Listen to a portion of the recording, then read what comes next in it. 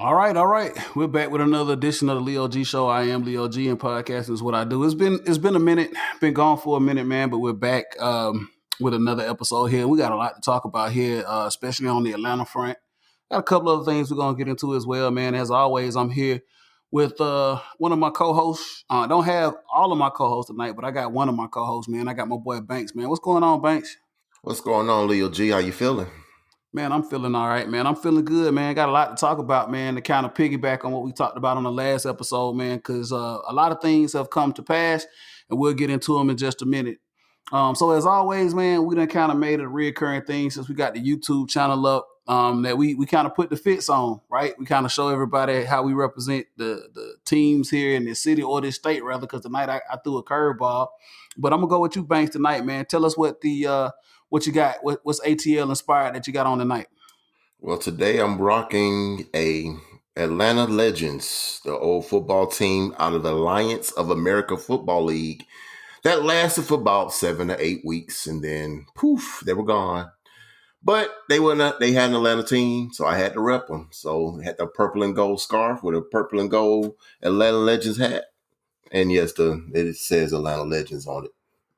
All the way Legends. Wow. I mean, yeah, they were here for a very, very hot minute, man. I know there was a lot of anticipation when they came along. I don't know.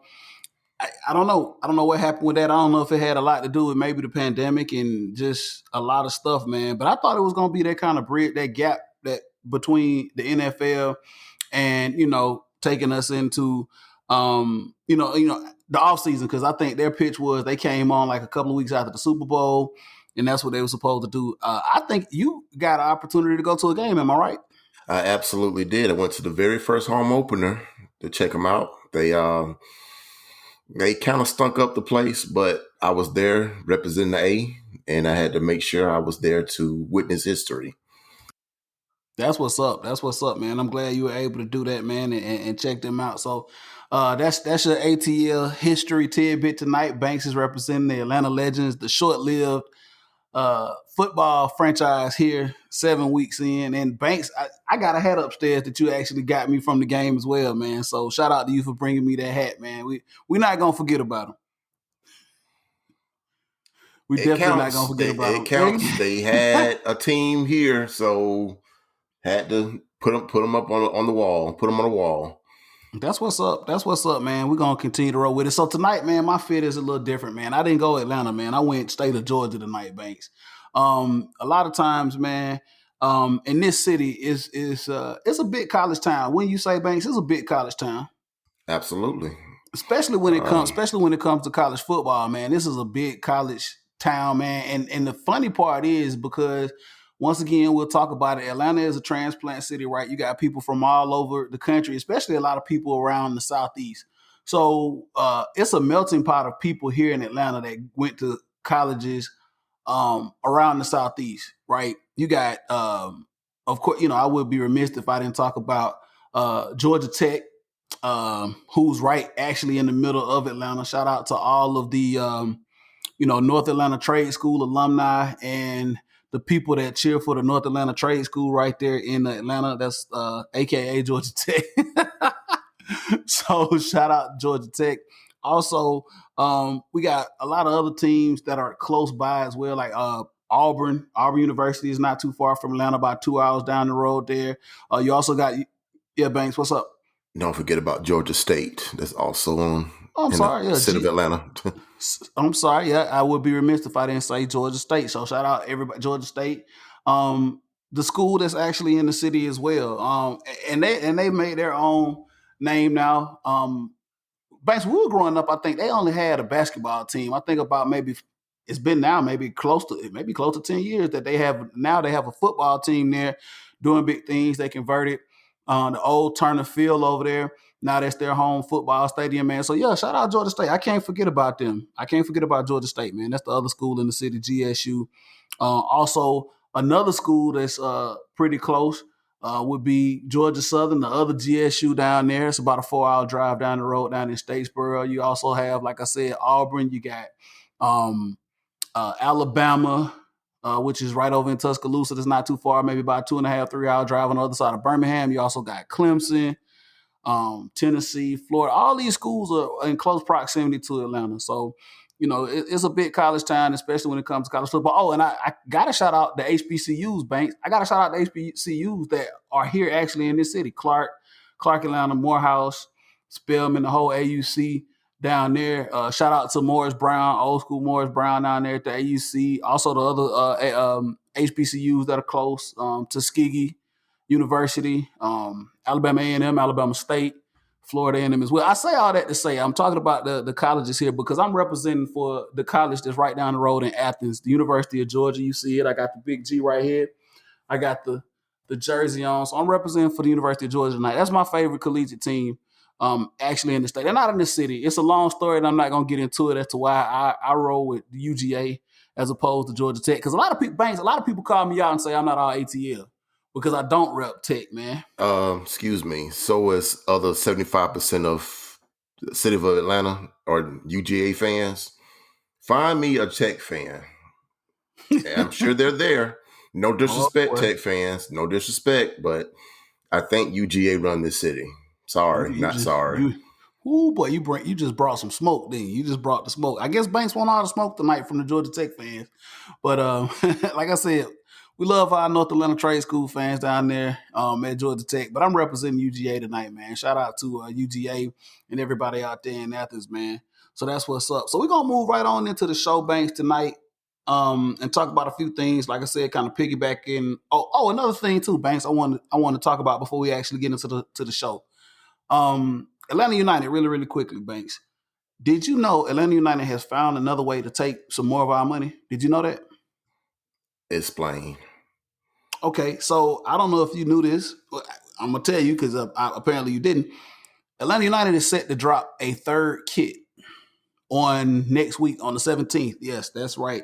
Atlanta United, for the first time in their history here, their 5-year history, is about to drop a third alternate kit next week. So we're gonna have to wait and see how that is, man. Atlanta United just likes to take everybody's money, man. They're the hot team as far as merchandising goes here in the city. And I've pretty much been a collector of every jersey that they've had since the inaugural year. And Banks, I know you had your collect. A few of them you didn't really too much care for, but the ones you like, you pretty much put in your closet. Absolutely. And I'm pretty sure this next one, I'm gonna probably be like, oh, I'm not getting it. I'm not getting it. And then when I see it, shut up, take my money. So so I mean I'm like I said, yeah, it's probably just one that I just did not care for at all. But the rest of them I pretty much will have in my closet no matter what. I think it was two. I think it was two that you didn't care for. I don't think you cared for the strawberry and concrete one that they came No, out I with the like red. I like the strawberry and concrete. I Okay, liked it. I liked it. I just it was dubbed strawberry and concrete because it was like it was yeah. kind of off Yeah, it grayish, was reddish. Yeah, yeah. I mean I liked it. I liked it. Trust me, I did like it. you wasn't a fan of Um the King Peach though. That was the one no, you wasn't a fan absolutely not. Absolutely not. of. I mean, Absolutely not. teachers on, man. I rocked it. I repped it hard, man. And one of the reasons that I did was because it was pretty cool for me and significant. It was because they acquired that kid right after they won the MLS championship. So that gold star got put over top of the crest. So that was one of the main reasons I did purchase that kit, man, for that to have that gold star on that kit after the MLS championship win. So yeah. So on next week, Banks, Atlanta United is finding more ways to take the fans' money.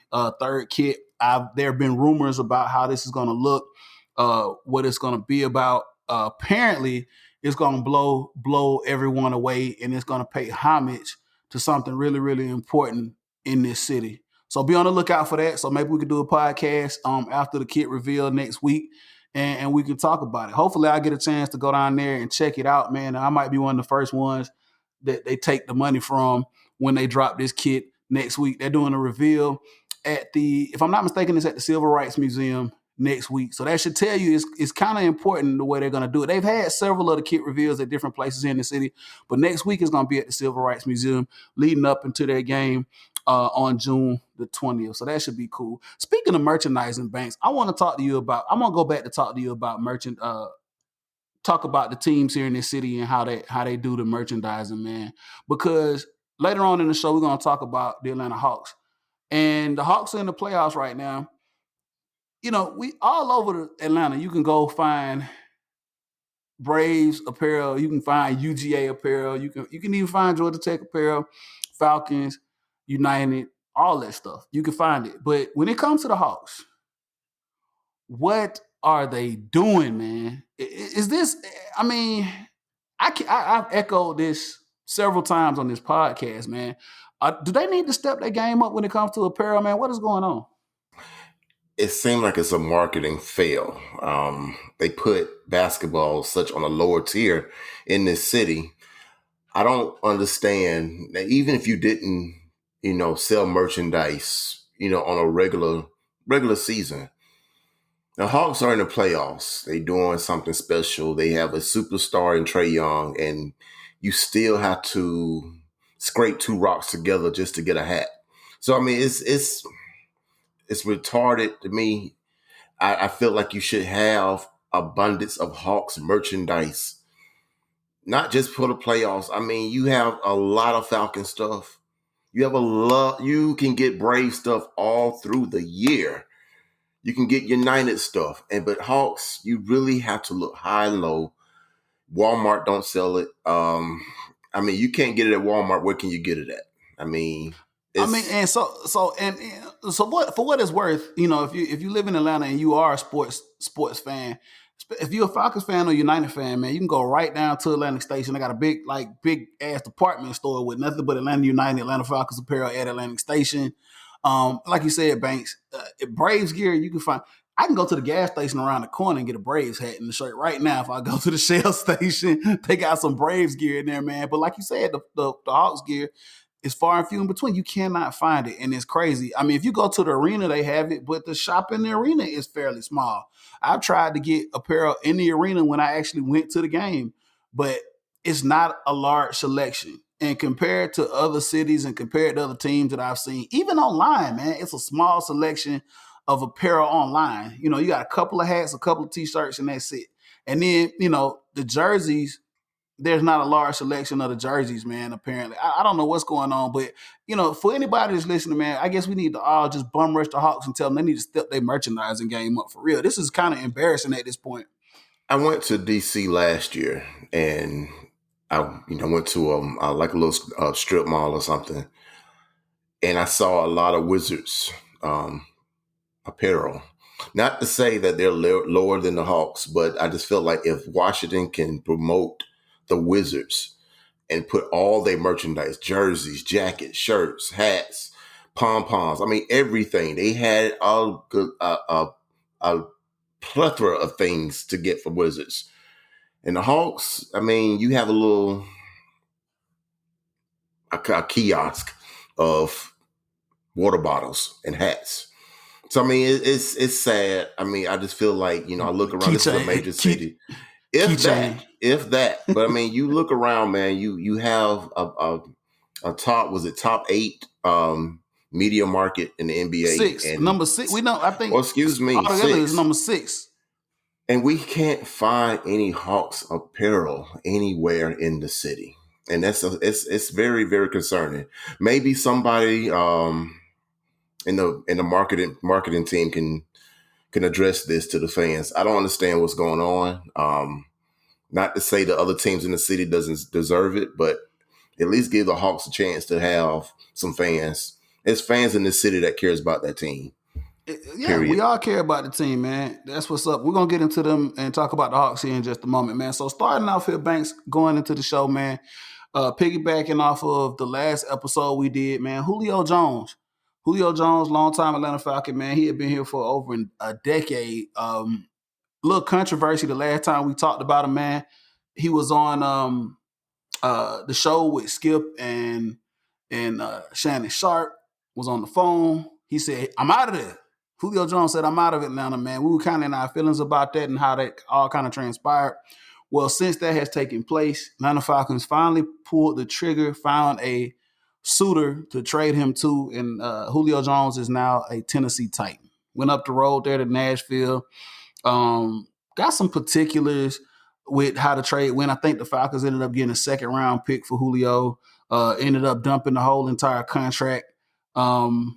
to get the money off the books in order to free up a lot of money. It was a business move. It was a move that needed to be made. So Banks, just initially, man, Julio going to Tennessee, and we'll get a little bit into it here, but just your initial reaction with him getting traded to the Tennessee Titans.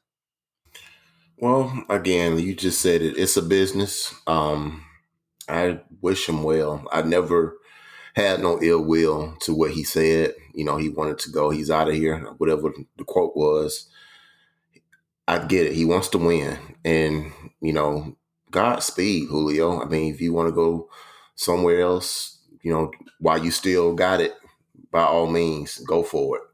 But I thank you for what you've done in these 10 years in Atlanta. You'll never be forgotten. You're probably one of the best receivers I've seen as a Falcon fan come through, Absolutely, a absolutely. Falcons field. So Absolutely, man. Just to give a couple of stats, man, 848 career receptions here with the Falcons, 12,896 yards, average of 15.2 yards a catch, 60 touchdowns here in 10 years. Um, he has some phenomenal years here, man. He has some phenomenal games. You and I, Banks, were both privy to watch him do his thing, man. I mean, I just some of the catches that he made was just some of the highlights that will forever be kind of ingrained in this franchise's history, man. I go back and look at the catch over Luke Kuechly, man. I think that was probably one of the better catches that he made. Just got on the elevator, went up over Luke Kuechly, and took that one to the house. Also, a couple of years ago against Philadelphia in a very, very tight game, he caught a bubble screen, man, and took that one about 60 yards to the house to take the lead to win that game. Also, go back to the heartbreaker Super Bowl. I hate to just keep ripping that band-aid off Banks, man, but had we ended up scoring on that drive that we ultimately, that was the killer drive that ended the game for us, really. Julio actually made probably the catch of his. I don't think he'll probably make another catch like that in his career, even though he's gone to the Titans, and I wish him well up there. But in that Super Bowl, man, Banks, he made one of the like I said, the catch of his career, probably one of the best catches I've ever seen in the NFL on that sideline, man, in that Super Bowl. And we thought that was the catch that was going to bring the Lombardi here, but ultimately other things happened, man. But shout out to Julio, man, for his 10-year career and what he did here, man. I am glad that he did make a statement and thank the Falcons fans and thank the Falcons organization for what they did for him in 10 years. And I'm not mad at him at all going up to Tennessee, man, and getting a chance to do some things up there. So Banks, moving forward here, man. So now what does that mean for the Atlanta Falcons? We'll talk about that for just a moment, and then we'll talk about what it means for the Tennessee Titans in this move. What is that now? Where does that leave the Atlanta Falcons right now without Julio Jones? I mean, we did draft a tight end, a unicorn tight end in Kyle Pitts that could actually receive and actually move around a lot. But there are some big shoes to fill with Julio leaving. Is this going to be a committee thing where we're going to have to get a bunch of people to kind of fill those shoes? Or is there somebody on this team that is willing to step up to the challenge? there's no one going to fill Julio's shoes. What that means, Calvin Ridley, you're up. You are the new man of the team. Will he be another Julio? Probably not. I think he could be potentially a good receiver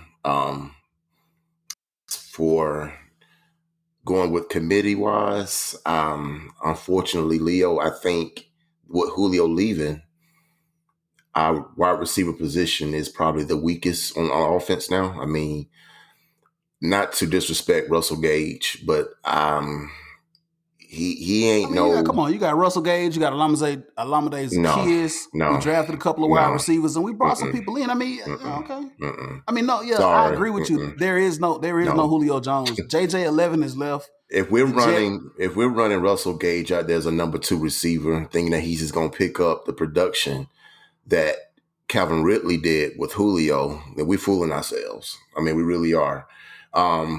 He's who he is. I mean, I love what he did as a number three receiver. We drafted that kid Darby. I don't know where he's going to fit in. He's like he's shooting for that three spot. We'll see though. I mean, what was coming out of this mini camp, they said they're doing a lot of uh, particular routes. I don't know what that means, but we'll see once training camp get up and running.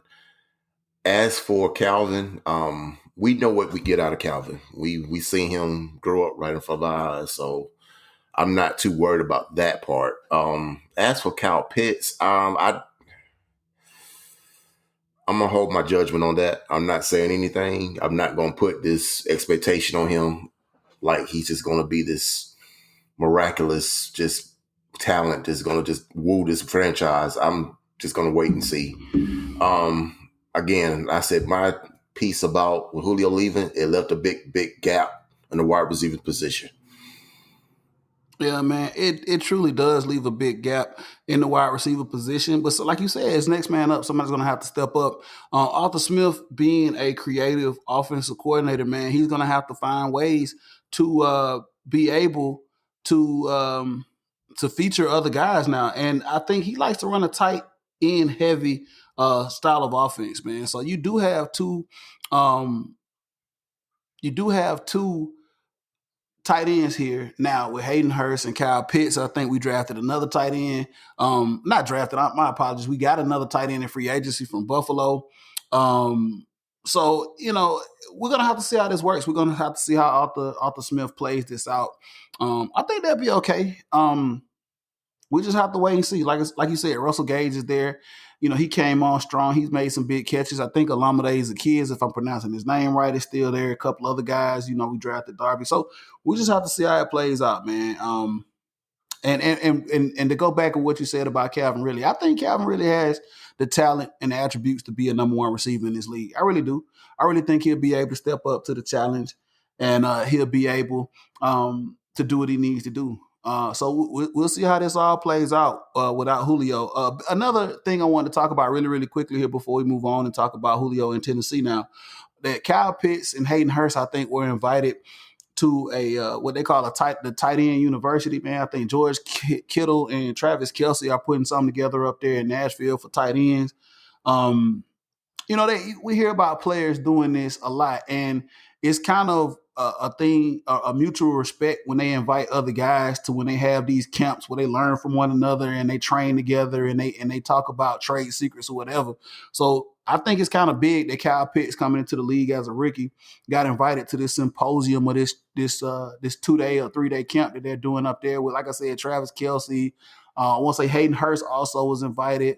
George Kittle. Some of the premier tight ends in the league are going to be there, man. So I don't know how you feel about that, Banks, with him kind of getting shine early on, being a rookie, getting invited into this thing with some of the veterans and some of the top name tight ends in the league.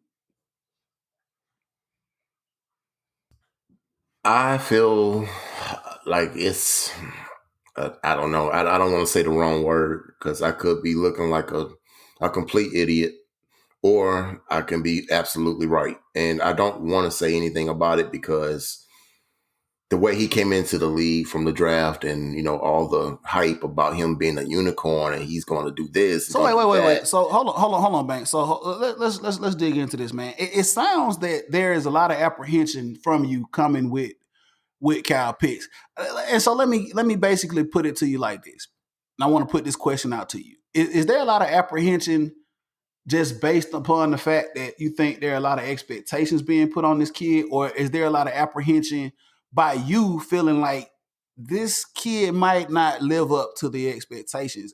Where do you stand? Because it's like you're very scared to kind of I shouldn't say scared, but you're kind of nervous to talk about or put anything on this kid just yet, right?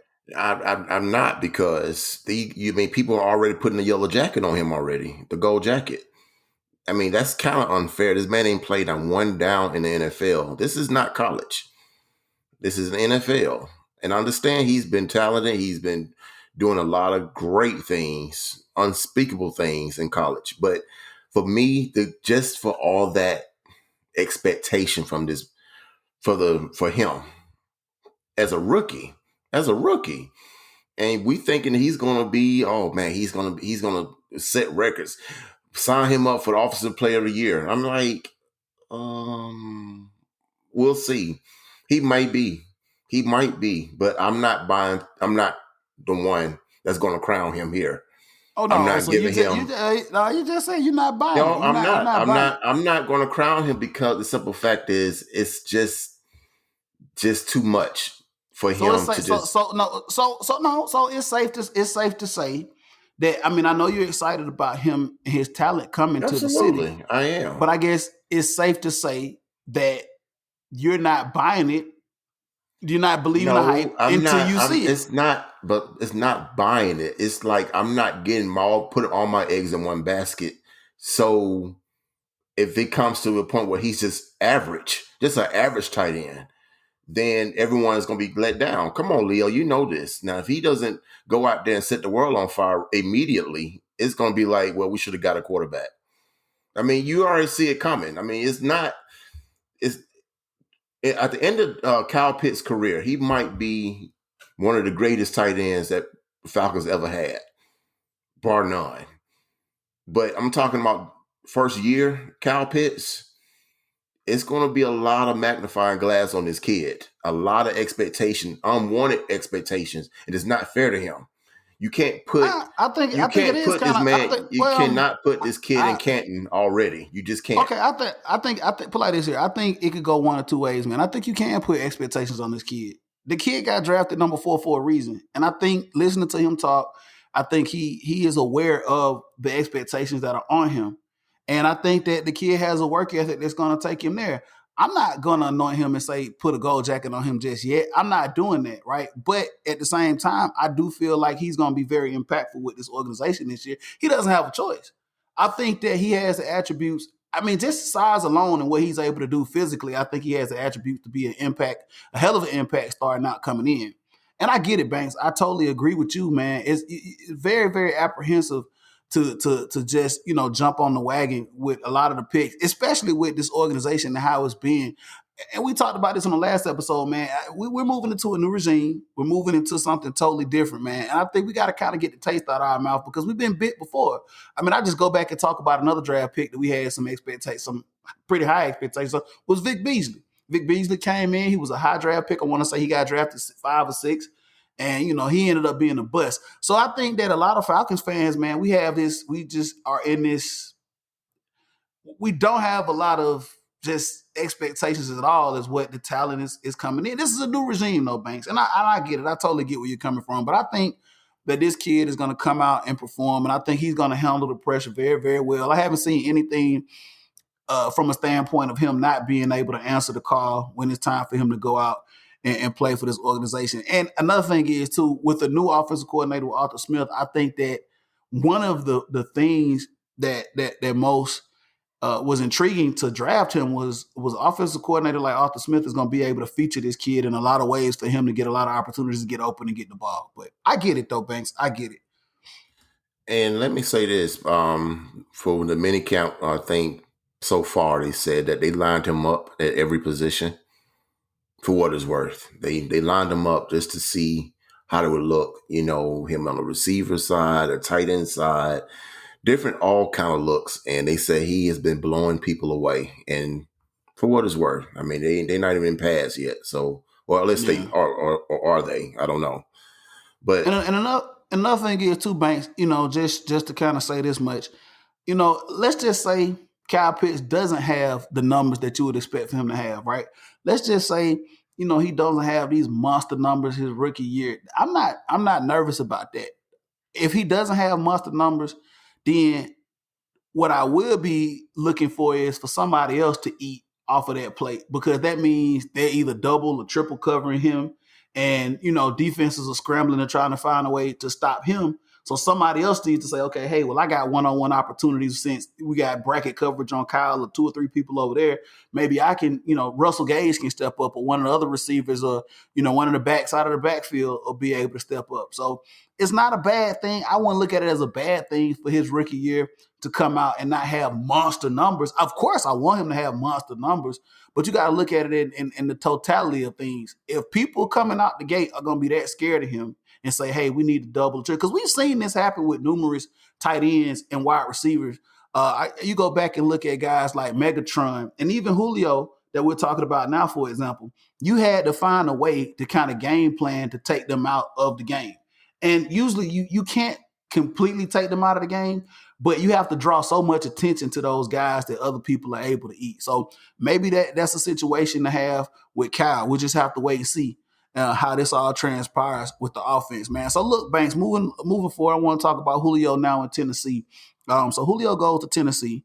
Right before I talk about Julio in Tennessee, I want to talk about something to get your opinion on this. We talked about somebody else. Shout out to Derrick, man. He wasn't able to make it tonight. He was working with something with Atlanta United, man, coming up for the 20th game they got going on down at Mercedes-Benz. So shout out to Derrick. He wasn't able to make it, but we had a group chat going on, and we talked about a lot of different things.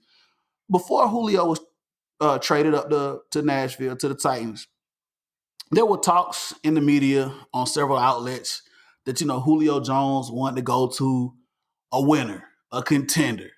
There were also talks in the media that Julio Jones wanted to go to a team with a quarterback with a stronger arm.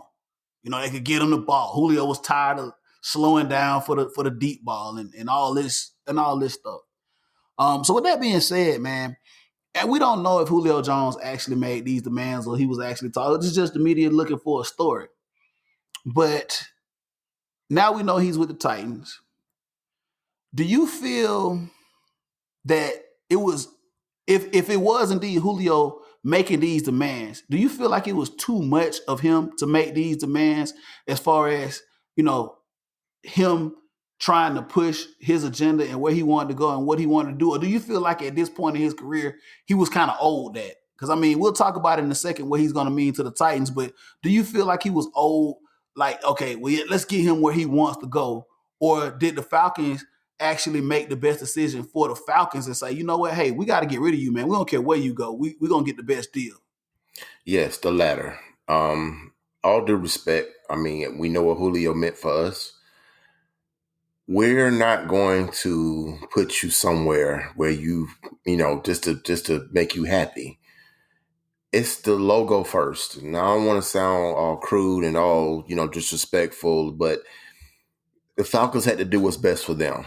You know what I'm saying? If somebody, I'm sorry, I'm using this team as an example, but if the Jets would have called and said, we'll give you a first and a player, pretty sure that would have been the deal. I'm not going to get in this, what does, Julio's legacy and what he's owed to. No, we don't owe you nothing. We made you the highest paid receiver in the league. There you go. But, for what you said, if he said it, he wanted to go to a team with a, winning tradition or whatever he said, whatever, a quarterback with a stronger arm. Okay, there you go. You're going to Tennessee. I'm not, what I'm saying, I don't think I can say at this point as a fan that you do well, Godspeed, hopefully, what I'm saying, you get what you're looking for, but, the end of the day, what I'm saying, I'm a Falcon fan first. I'm not worried about what his legacy and what he's owed and, what we should do for him and bend over backwards for him. No, we had to do what's best for the franchise and we got our pick and we got the monies off the book. So moving on. Do you feel there was something personal with Julio and the Falcons? Because I didn't see it. Julio's been a very, very quiet guy. He's always been quiet. He's never really talked in the media. He's never really been one of those people on social media. But do you think there was something? Because I will say this much, for those statements to be put out in the media about him wanting a stronger arm quarterback or him going to a more competitive team or him wanting a new quarterback here in Atlanta, I was reading the other day that, him and Matt Ryan were very, very close. They played cards on the planes, back and forth to road trips and things of that nature. Like, is this really relevant? Like, I don't know. I think, if that was the case, if he did say that, just because, Julio and Matt Ryan played cards don't really mean anything. He probably wanted to go and play for a better quarterback. Let's just be honest. Matt Ryan, his arm is not the strongest in the world. It's not. Neither is Tom Brady's. So, who's counting? Neither is Ryan Tannehill. Right. But, but who cares? We're not talking about that. You know what I'm saying? So, my thing is, okay, if he had any ill will towards the Falcons, for what I'm hearing, the rumor is that he fell out with the Falcons once he lost the Super Bowl.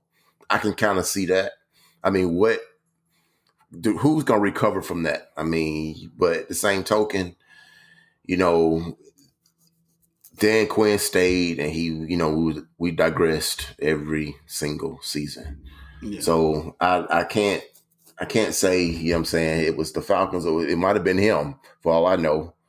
So yeah, who knows? I don't know. I mean, it's to the point where it's like it's over, Leo, and we can move on. We can move forward with this new regime, absolutely. and there's no reason to try to speculate who was having animosity and who was, the aggressor, who wasn't. I mean, it's irrelevant. He's gone. Let's move on. Let his man end Let's his move on. career in peace. Right. Let's move on. So look, so let's talk about this a little bit now, man. Julio Jones goes to the Tennessee Titans. Tennessee Titans under Mike Vrabel up there they've had some marginal success, man. I think they lost the playoffs last year to the Ravens. They were he was a Mike Vrabel, who played long time New England Patriot. He was able to beat his old coach and Bill Belichick in the playoff game. Man, the Tennessee has a pretty good squad. So now you take him into the mix with this offense, man. Ryan Tannehill, we just talked about, is the quarterback there in Tennessee. You had another monster receiver up there in Tennessee with AJ Brown, but of course we know who is the bell cow of that offense, and that's going to be Derrick Henry. Derrick Henry is a monster of a running back up there, man, and he is a guy who, in my opinion, is getting better and better running the rock up there in Tennessee. Who I thought, I'm not even gonna lie, I thought that they had pretty much ran the treads off of him at Alabama. I was like, man, Derrick Henry's gonna be damaged goods when he gets to the league, and all of a sudden now, man, this guy is running better and harder than he did, when he first got there. I want to say he's 4, maybe 5 years into the league now, so he is the man up there in Tennessee now with Julio Jones, now with AJ Brown, man. With that being said, Banks, does this with acquiring Julio Jones, does this now put the Tennessee Titans? Did we just put the AFC on notice that, hey, this might be potentially one of the best offenses in the league? I mean, yeah, in the league and in the AFC, and potential make them front runners to win the AFC championship with bringing in Julio Jones. I think Kansas City got something to say about that. I'm looking at Tennessee. Yeah, they are now a good Super Bowl contender. Have they made be the favorites? No, I don't think so. I still like Kansas City. I still like Buffalo. Hell, I even like Cleveland at this point. Cleveland's getting better. I think no one's talking about Cleveland. I think they might surprise a lot of people. Miami's getting better. So, yes, they'll be in the mix, in that weak division. They can come out of there easily. But as it being the top offense in the league, that's kind of a tall stretch. Definitely the best offense in that division. Absolutely. But not the league. No. And there's some people saying that they're literally, you can go ahead and just crown them AFC South champions right now. And of course, I mean, we know how this goes, Banks. This is not an on paper league. Everybody, everything looks good on paper, but until you go out there and lace them up and strap up that chin strap, man, it's a whole nother. Listen, we don't know what is going to happen in this season. For all we know is Trevor Lawrence might be that dude, and he might have Jacksonville turned all the way around. We don't know. So, yes, on paper, the key word, they are the champs, until proven otherwise. But, we watched this game too long to go by paper. And it's never what you always think is going to be. It never is. Never. It's never what you assume it's going to be. Every I don't know, time man. We assume the Brady project was going to be a failure in Tampa, and yeah, that kind of backfired. But I learned also, as that taught me, is that never bet against Brady, and that is like the only player that I've really said that, like, yeah, you can't go against this man. You can even say the same about Aaron Rodgers, but even Aaron Rodgers had some clunkers of a season. I mean, but you're looking at Brady, man, you just can't count that man out. I don't care if he's 50 years old, you just can't do it.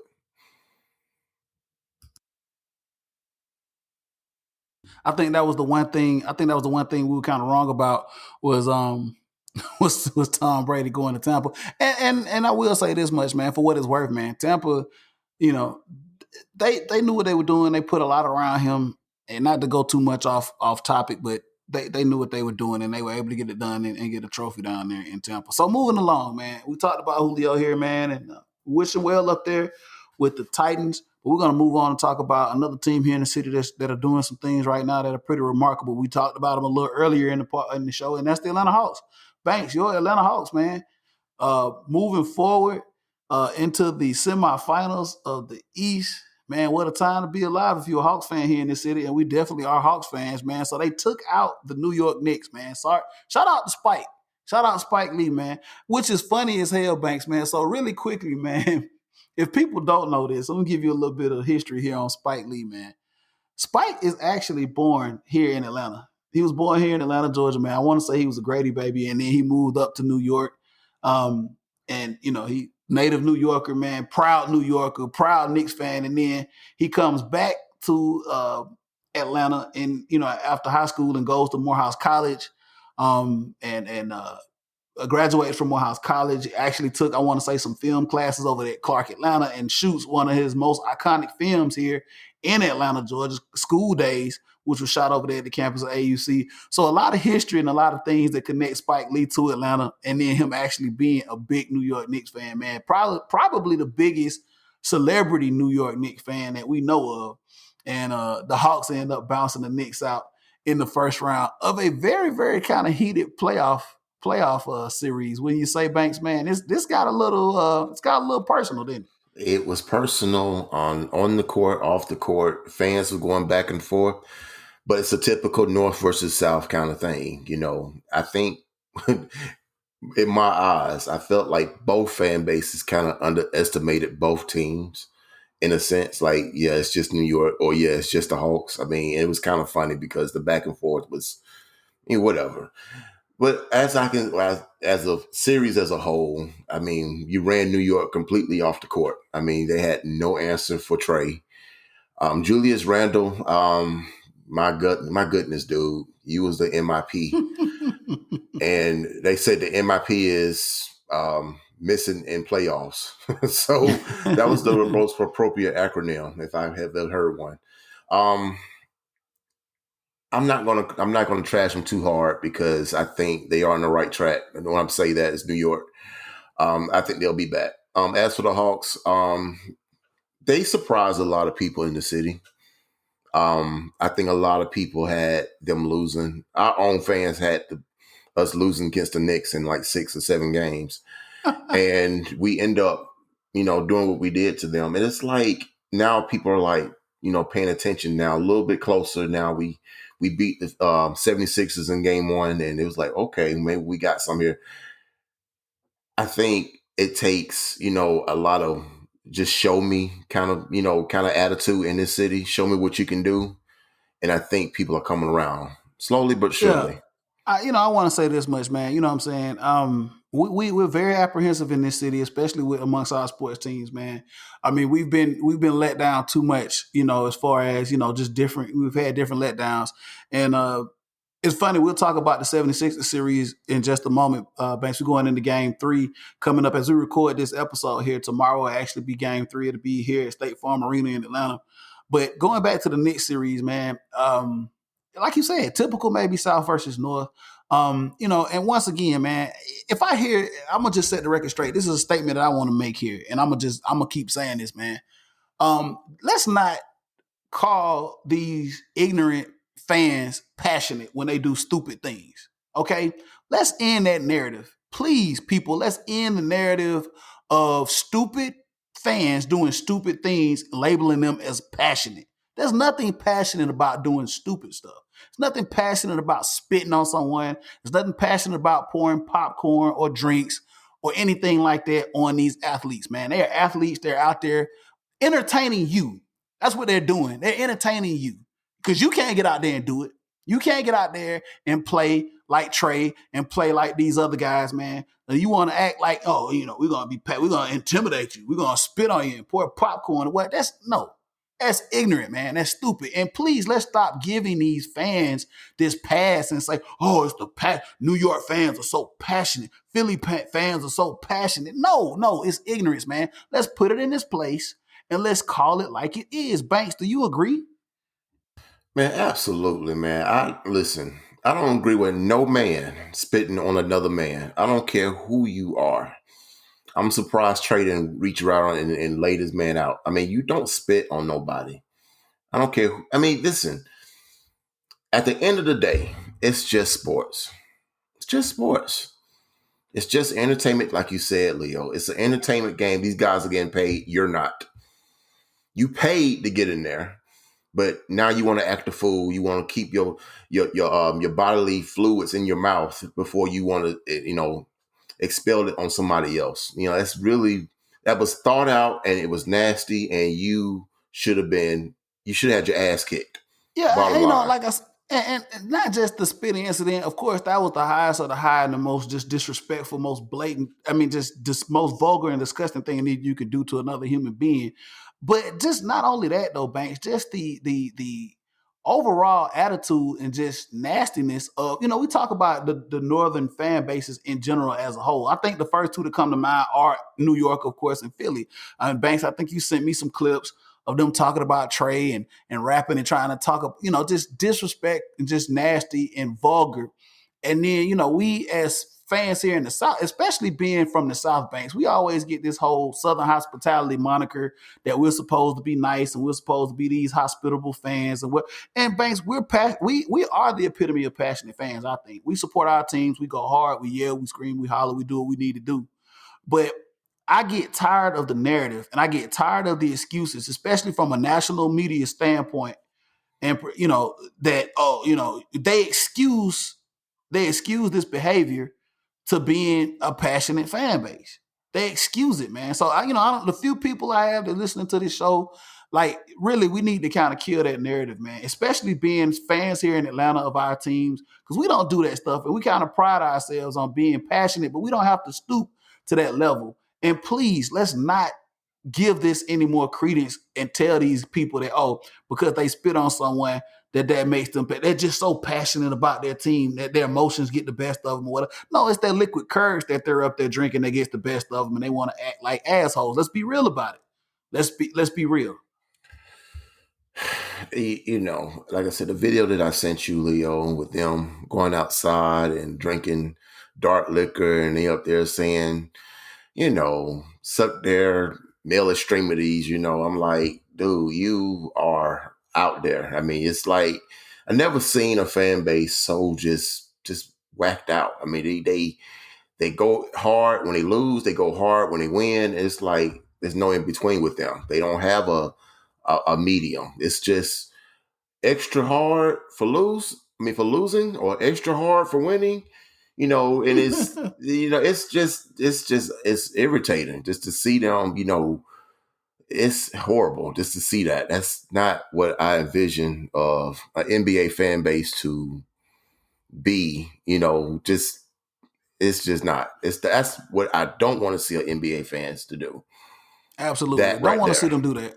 Not that. That's what not to do. So look. So not to go too far off into that. I'm gonna get off my soapbox for a minute and talk about Trey Young for just a second because we talked about Trey and what happened to him. But so Trey goes up to New York, man, and I just absolutely love what this young man did, man. He put the team on his back.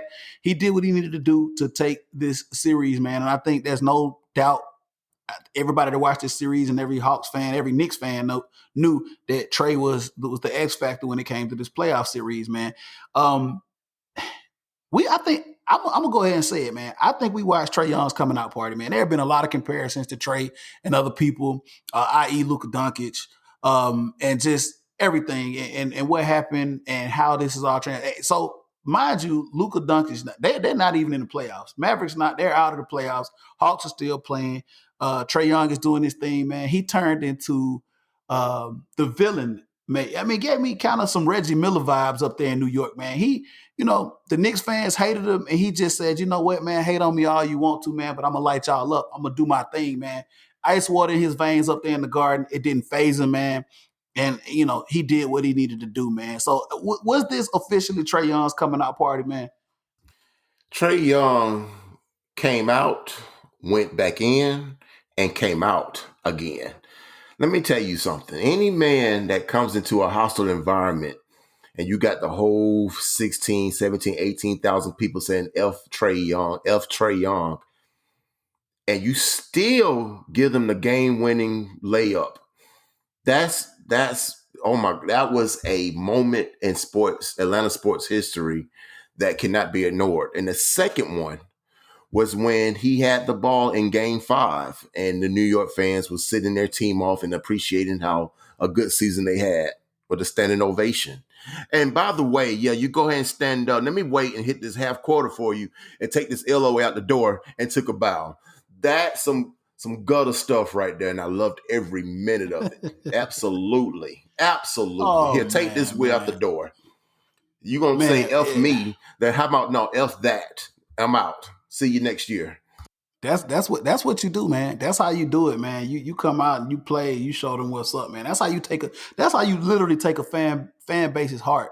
Is you come out and you play. All that talk means absolutely nothing, man, if you can't back it up. And Trey really went out there and backed it up, took his bow, like I said, Reggie Miller-esque.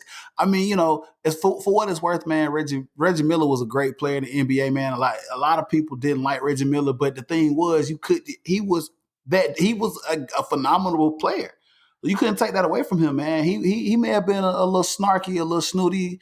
A lot of people didn't like him, man. I know Knicks fans didn't like him. I know Bulls fans didn't like him, of course, man. But that dude could ball, and I think Trey is doing this thing from there. I don't want to say he's that big of a butt like Reggie Miller was, but kind of gave you those vibes, like you said. Is that ice water? I don't care. I'm gonna go out here and perform, and that's what's up, man. And maybe we'll see a decent rivalry here coming up in the making between these two young teams, the New York Knicks and the Atlanta Hawks. A rivalry on the court. I'm not talking about the fans. I ain't talking about y'all. Don't bring that BS, please don't. I'm talking about a rivalry with the two teams, man. It looks like it was a hell of a matchup, man. And Thibodeau had them ready to go, and they'll be back. I think they'll be back. Banks, what's up? We're gonna move on. Well, let me just piggyback on that with the fans. A lot of the fans in New York felt that they could come down south to State Farm and take it over.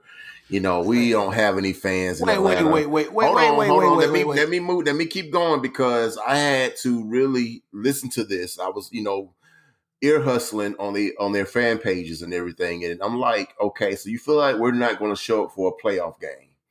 I don't even know what that came from. So they came down here, supposedly came down here. There was no takeover. Knicks fans, there was no takeover. I don't know what you're talking about. All I heard was Hawks fans. And if you First of were all, Banks. there, So and if you were there, you was quiet as hell because it was nothing for y'all to cheer about. So yeah, good takeover. So Absolutely. listen, so Banks, you and I both know, Banks, that there was nobody came from New York, man. These are transplant people that drove from Smyrna, that drove from Douglasville, that drove from, wherever they stay in this city because they're transplants here now It and they was a still couple have of New York folks that came down. There's a okay. couple. Okay, like 25 people that flew down from New York to the game. Okay, I get it. Yeah. But the majority of Knicks fans that were at the actual game, they live here in Atlanta. They do. They live here in Atlanta. Like I said, they drove from Douglasville, they drove from Smyrna, Marietta. They live here. They've been living here for 25, 30 years. And they still, hey, man, New York, Knicks, whatever. Okay, great. They out. All right. So now moving forward, we're gonna talk about series that we got going on right now with the Philadelphia 76ers. Right now, tied up 1-1, the semifinals. Really quickly here, because we're coming up against the mark. Coming into game 3, Banks. How do you feel coming back to Atlanta? We did what we needed to do. We stole a game up in Philly. I'm glad we did. Second game was rough. Joel Embiid, man, he's a problem. Playing on a torn meniscus, he's still a problem. You try to find a way to shut him down. You can't. I think you just got to let him do what he does. He comes in, he can score, he can shoot the threes, is whatever. And then you had a guy, I forget the guy's name, come off the bench in game 2. It had the game of his career. Couldn't stop him. But the most important thing is we stole the game up in Philly. Now we come back here. So how do you feel about moving into the games 3 and games 4 here in Atlanta? The guy you're thinking about, his name is Shake Milton. Um, as for Joel Embiid coming into the game 3 and 4, first of all, in my opinion, he's not hurt. That's just my opinion. I think that's just a stunt so he can get some sympathy calls from the refs. The man is not hurt. You're not playing on a torn meniscus, scoring, averaging 40 points a game. That's just not happening. Okay, I digress. Games three, I think Atlanta coming back home is much needed. Coming from a hostile environment in Philadelphia. You took game one, and that was mission accomplished. That's what we're supposed to do. That's what we want to do. We want to come back home to our fans and let's protect home court. One game at a time, though, Leo. We can't think about game four. Game three is what the one we need to have at this moment. Absolutely. And I think Absolutely. I think the guys going to watch film. They're going to sit there. They're going to feel like what went wrong in game two. They're going to adjust. Joel Embiid, like I said, he's going to get his because he's not hurt. He's going to do what he's going to do.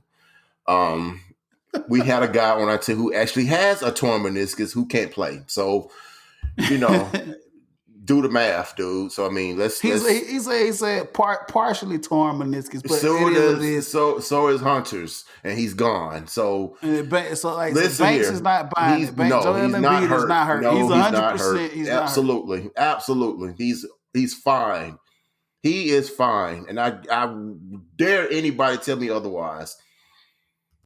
I've had a torn meniscus before, okay? And trust me, I could not be jumping around here getting on 40 points a game. You best believe that. So Banks, Banks isn't buying it. Banks isn't buying the partially torn meniscus, man. So moving into game three, like you said, Banks, man, we got to just do what we do, man. One game at a time. Definitely impressed with what Nate McMillan has been able to do with this squad, man. And hopefully, man, I think that for what it's worth, man, the Hawks are going to offer him the position. I think just we're going to move through the playoffs first. He wants to get through the playoffs. I don't think that's a lot of pressure, man, to go ahead and I think those talks have already been made that, hey, we do want to consider you for this job since, he's taken over for Lloyd Pierce. The great job he's done with these guys has just been phenomenal. And I think that they're just going to wait to a point that where after this season is over to kind of make it official. If they don't make this official, man, I would be totally surprised. I really would, man. I think I really, really like what he's been able to do. Of course, this is not his first rodeo. I think he came from Indiana. But, we talk about coaches all the time, man. It's a learning experience and it's a process with coaches. And some coaches get better and better. I think he has the tools and attributes. He's a former player. He played up in Seattle with the Supersonics, man. I think the players have a lot of respect for this guy. So I think that we could be looking at the future, the next coach of the Hawks here in the future for quite a while, man. So with that being said, really quickly moving forward, I want to talk about a couple other things here, Banks. If we do somehow make it out of the semifinal round against the 76ers, and I don't want to get too far ahead, don't want to jinx anything, but just give me your take on, because I'm going to go ahead and say it. I know it's not over, but I think if we do get out of the semifinals against the 76ers, we will face the Brooklyn Nets. And this is one of those, super teams that the NBA is now known for. Is you go play with me, I come play with you. You come on with me. Let's go over here. Let's do this. Let's play for this team. Let's do that. Let's be real. That's what happened. This is what happened. Kevin Durant went there. Then you got the Beard to go there, and you got Kyrie to go there, man. You got three, and these are not all stars, people. These are superstars. It's not all stars. These are superstars that are playing together. The NBA, I say it's a problem. I don't watch enough basketball. I guess a lot of the basketball fans don't have a big problem with it. I'm not a uber like super basketball fan, but a lot of people they don't feel like they have a problem. I think LeBron was the first person to start this whole trend. If you want to go back, people will say it happened before LeBron, but I think that as of recent, LeBron was the first person to do it when he went down to Miami with Bosh and Wade. But so, not to get too far off, Banks, how do you feel about the Hawks if they do get past the 76ers and playing this super team the Nets? Well, this is not going to be a popular answer for a lot of people around Atlanta, but I think that will be the end of their road. The Cinderella clock will start 12 with against the Nets. Reason why I think the politics is gonna creep in for the NBA. I don't think they're gonna allow Kyrie and KD and Harden to lose. If they got that far. What I'm saying? I think they're gonna see it through. And unfortunately for the Hawks, we're just up and coming, so they can expend our run, whatever. So Unfortunately, I don't think we can probably play them straight up. Absolutely. But I think the league's going to interfere. And unfortunately, I think that will be our end. And it's not a bad thing, Hawks fans. I'm not trying to say, we're not good at anything. I think that our time is not now. I think our time is coming, but I think this is just to put the league on notice of who we are. And a lot of people are realizing, oh, I didn't realize the Hawks was this good. Oh, you didn't? We've been playing like this for a whole year. So stay the course. Stay the course. We're going to get there. I just think it's just not this year. I'm liking, and I'm definitely liking the way that the Hawks are being built. I'm definitely liking the way that hey, you brought in Trey Young, you building a team around him. For what it's worth, man, I was one of those people that was kind of like on the fence about Trey and what he could do, and did he actually have the skill sets to be able to take this team where it needed to go. Now I'm kind of on board watching him play in the playoffs. Like, you know what? Hey, you can build a team around this young man. He is the leader that we need. And it's once this season is said and done, however it goes, I think you got a young nucleus here. I think you got a couple of decisions that you got to make. You got something like John Collins, I think, could be a free agent. You got to figure out what you're going to do with him and how that's going to all transpire. But you still got Hunter. You still got Cam Reddish. You got a Kungwu who's an up and coming player as well. You'll still have Capella here, man. So yeah, like you said, Banks, I'm on board with you, man. We have put the league on notice now that we are not a team to be played with, man. And we're not a super team that was, we didn't have everybody say, okay, hey, let's run over here. I mean, it might be that way now. It might be that way now that the Hawks look like they're making some strides in becoming a power and a terror in the East. Now maybe some of these players, I'm hearing, so the Bradley Bills or some of these other guys, you know what I'm saying, man, we might need to make our way down to Atlanta. So we'll see how that'll all transpire. But they've done it the right way, man. They've drafted well. They've done some good things, and to believe it or not, man, I'm just impressed because they've had a lot of injuries this year, a lot of injuries, and a lot of other teams have as well. But just to be able to overcome that, and the coaching change, I've been very, very impressed with this team, man. I didn't have a lot of expectations on the Hawks, but at this point, man, shout outs to them, man, and I hope they move forward and get through this series, man, and then face the big bad Nets, man. I don't already claim, even though that series isn't over, I don't already claimed it. The Nets are going to move on to the next round, and hopefully they'll face our Atlanta Hawks, man. So look here, Banks, man, we're going to come up here to the end of the show, man. Hopefully the next podcast we'll be able to get Derico back on and talk about a few other things. But one thing before we go, I want to talk about Banks. And I know you didn't really follow it a lot, man, but I wanted to put it out there because shout out to a lot of my fans that listen to the podcast that are big soccer fans as well. And they always push me to talk about, soccer. And I am a huge soccer fan, a very huge soccer fan. And I'm not gonna lie, but even with football and basketball, I think, and baseball, those are our strong points. We know soccer, but we're still learning the sport. I'm learning about all the sports, to be honest with you, man. I still learn something every day about all the sports. But soccer is one of the things that is big. We have a lot of people here, man, that really, really follow it. So really, really quickly, man, before we cut off, man, something big happened, Banks. And maybe I, can explain it to you and let you give me your take on it, man. But the U.S. men's national team, man, first ever CONCACAF Nations League championship. U.S. men's national team beat Mexico. And that's very, very significant, Banks. And I'm going to tell you why it's significant, because on this continent over here in North America, in CONCACAF, between North America, Central America, Mexico, and the Caribbean, I think the two biggest teams obviously are Mexico and the United States. And Mexico has always been the dominant team here when you talk about this continent over here in North America. Mexico is the dominant team when it comes to soccer. Well, inaugural CONCACAF Nations League championship, man, the U.S. men's team up in Denver beat Mexico. They beat Mexico. They beat El Trey. Of course, somebody that you are very familiar with is the coach of the Mexican national team, and that's Tata uh, Martino, who was the coach of Atlanta United. He took the job down there in Mexico, man. But the United States were able to beat him. Captain America, Christian Pulisic, came out with a huge penalty kick at the end of the game, or in extra time, actually, man. He comes up with a big penalty kick to take the give the league. Then unknown Zach Steffen is the actual goalkeeper. He left, and an unknown goalkeeper came in. I can't even really pronounce this kid's name. I want to say his name is Horvath.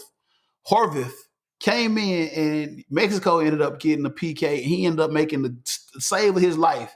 They actually preserved the win for the United States, man, and them beating Mexico in this, man. And it's kind of a coming out party for the United States. It's been a lot with the United States men's soccer team, man, and just a lot of back and forth about why they can't succeed and with the talent that they have. Of course, Banks, if you didn't know, we didn't even qualify for the last World Cup. We weren't able to make it. But just this is promising. This shows some promise that the United States men's national team, man, is now trying to get it shaking again, man. So with that being said, I know you didn't see a lot about it, man. Do you kind of feel excited? And where is your level now with trying to follow the United States men's national team with soccer? I'm excited. I'm still trying to follow, trying to understand it. I go to conversation about soccer, and I want to engage. And it's like, am I saying the right thing? Did I say the right thing? It's like, okay, let me not say that again. So it's just like, once I get more comfortable and know what I'm talking about, then I can really expunge on what I'm saying. Like, I can't even rattle off anything. So what you just said, I'm like, okay. I mean, Yeah, man. I'm going with the flow, brother. I Absolutely, mean, man. Like I said, it's a sport that has definitely grown on me, man. We both can admit, man, growing up here in the States, man, we talk about this and we've talked about this before, man. It was something that you didn't follow a lot of it, man, until the World Cup came around, right? MLS is still a league, in its infancy, man. It's only been around, 20, 25, hadn't even been around 30 years, only about maybe 20, 25 years. And then growing up, we didn't get a chance to see a lot of the teams over in Europe play. So the only time it was really exposed to us is watching the World Cup. And of course, the United States were not traditionally a big powerhouse squad. Unfortunately, man, you had other teams in the world. When it came to sport, any other sport, man, you throw out there, man. The United States, you put basketball, yeah, we coming for you. You know what I'm saying? Baseball, of course, American football isn't played, globally like soccer is. But we would dominate that if it was. We've dominated just about every other sport. I mean, with the exception of maybe hockey. I mean, I think the Canadians and the colder countries dominate hockey. But right. I mean, we just didn't get a lot of exposure to soccer here in the States. But I'm excited for the United because I think that the United States men's national team is what needs to elevate the sport in this country because at the international level, at the global level, when you look at the World Cup and when you look at that stage, that's where a lot of casual fans and a lot of people that aren't exposed to the game, that's where they see it. I don't care who you are, a lot of people, even if you're not a fan of soccer, when the World Cup, every 4 years when we play the World Cup, man, I think people stop and pay attention to the World Cup, right? You don't have to be a big soccer fan, but it's national TV, man. It's on ABC or CBS, whatever it's on, and you get to see all these. You get to see the Italies of the world. You get to see the Brazil team, Argentina, and all that. And you want to see the United States perform on that level. You want to see them compete on that level. And I think that that's going to bring more exposure to the game. I think that's going to bring more fans, even though we have a large following and we have great soccer fans here in this country. But I think the United States men's national team performing well and continuing to do the things that they have. And now we have a bunch of international stars on this men's national team and Christian Pulisic and McKinnon and Zach Steffen. We got a lot of guys that are playing overseas. I think with that exposure as well, combined with all that, man, it can really elevate the sport even more, man. So shout out to the U.S. men's national team. It's been a crazy, crazy deal with them, man, but they beat Mexico and are able to hold up a trophy, man. So we'll see how that continues to go. So Banks, man, we up against the mark. We're going to go ahead and end the show at this time, man. I know we had a lot of fun, man, talking about everything, man. Let everybody know, man, how they can get up with you, man, if they want to holler at you. Before I do that, I want to give a shout out to the Atlanta Braves for blowing another lead.